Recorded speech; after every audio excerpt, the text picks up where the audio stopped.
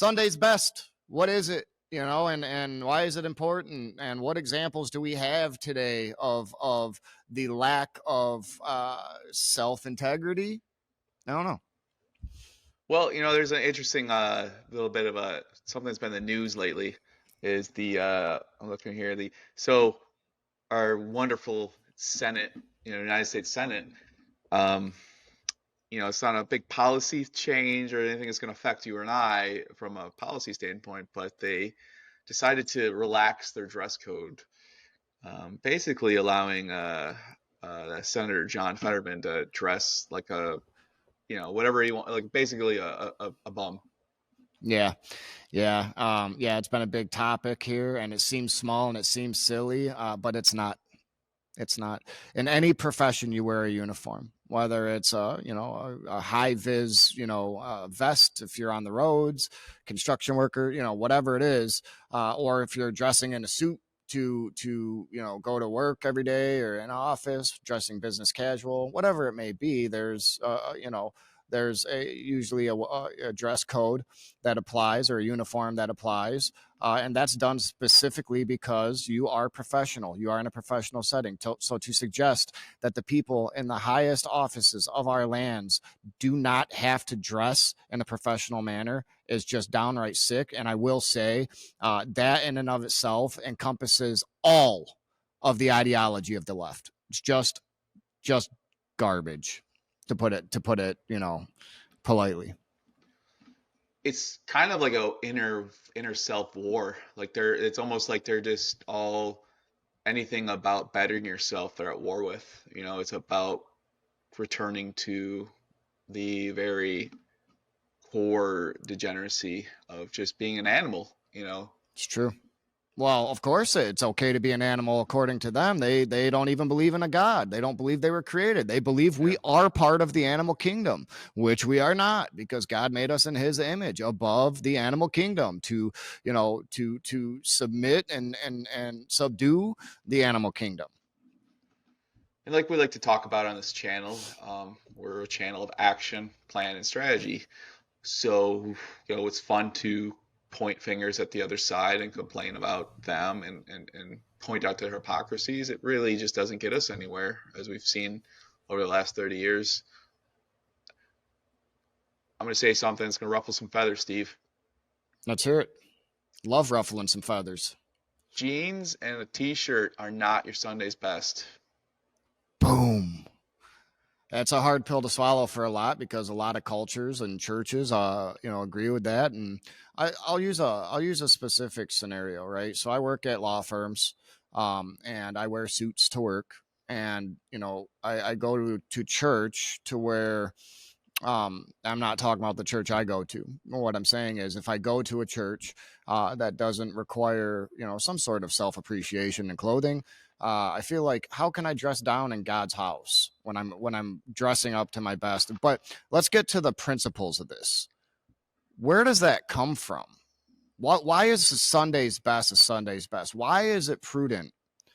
And I'm speaking to the term Sunday's best in generality. I'm not specifically Well, speaking towards before we churches get here. at before we get our head of self there, I want to address basically an argument that we'll hear probably in the comment sections. Um, Probably talking about some very prominent Bible figures. One that comes to mind is John the Baptist.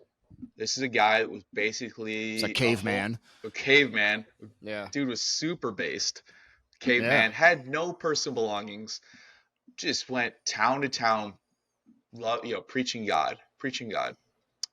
Yes, his Sunday's best was probably just a A hemp cloak. sack. Oh, Yeah, yeah. Yeah. you're not John the Baptist. You're not called to a life of poverty. You live in the wealthiest country in the history of the world. Great point. It's time to look different than the world in some aspects. Just we talk about plans and action. Let's just start with returning to our Sunday's best. Right. Right. No, and I think that you made a great example of John the Baptist, because God's not saying you better, put on the Italian leather shoes to walk into my house. He's not saying that at all. But what we're trying to get across here is it's self respect is what it comes down to, right? And we praise our God, and we are examples of God, and we don't live, in 5 AD. We don't. We don't live in 300 BC. We live in 2023, and we are in the wealthiest nation on the face of this planet's existence. And so, how we dress goes right along with how we act, and it goes right along with all these other things that we present ourselves to the world. So we're declaring as Christians that we exemplify Christ in all that we do, right? So Christ is worthy of the best things possible from Yeah. our end. And just looking nice. I'm not talking about going to church. I'm talking about your day-to-day whatever. As a man, if you're in a leadership role or if you're in a professional role, take care of yourself. Look presentable. John Fetterman. I don't want to do what you just said and say we're attacking the other side here, but we have to call a spade a spade. The dude showed up at Congress the other day in shorts and a Carhartt, and it's all for political reasons. It's all for political reasons. They're trying to present this man as a blue-collared worker. They're trying to present, he's the cool dude. But that's not really what they're trying to do. What they're trying to do, as I'll point to scripture. Look in the book of Proverbs, and you will see countless scriptures of what a lazy lifestyle leads to, and that's poverty. That's poverty. Poverty of the soul and economically. Like we've talked about in previous videos, we evangelize, and one of the ways we evangelize is by setting an example, by leading our community. If you're watching this video, you clearly want to try to better yourself. And I'm not here trying to pass judgment. Neither of us are trying to pass judgment on what, I'm not the type of guy who's going to go to church and look at someone's shoes and care. Right. Yeah, What me neither. we're saying is we need to start taking actions. Because I, for one, don't wear a suit to church on Sunday. I'm talking to myself here just as much as anyone watching this video. Honestly, I need to do better. Yeah. So, I exactly, and that's something that, maybe 2 years ago, I made a conscious decision to start wearing at least something like this. I do have a couple full-blown suits that are tailored that I wear to church, and I get a lot of comments after mass about, wow, it's good to see someone in a suit these days, and it's, if that person looks at me that way, that's a leadership action that I got someone to come up to me, notice that I'm slightly different than the culture around us, and that's what we can do just by simply dressing better, dressing better than what we do now, putting some time into showing.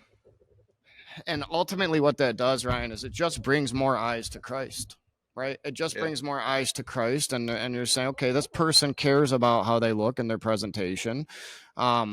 Maybe they have something to say. Maybe I have something to learn from them. I'll go to another example. I officiated a wedding last night. Excuse me. I officiated a wedding last night, and what I'm about to say is not regarding the way that we dress or anything like this. Totally off topic, but it alludes to the same thing. I officiated a wedding, and being a Christian, I did a Christian officiation of the wedding. And at the reception of the wedding, I can't tell you, I had countless people come up to me and go, that was such a great ceremony and this. And I'm thinking, well, I just read off a piece of paper. It wasn't anything spectacular, but I invoked the Lord. I invoked prayer. And that's what they all said unanimously. It was so good. It was so good to hear about the book of Genesis at a wedding. It was so good to hear about Jesus Christ. It was so good to hear prayer at a wedding. And I thought to myself, have we come this far? Have we declined this far to where it's so striking to hear about God or prayer at a wedding?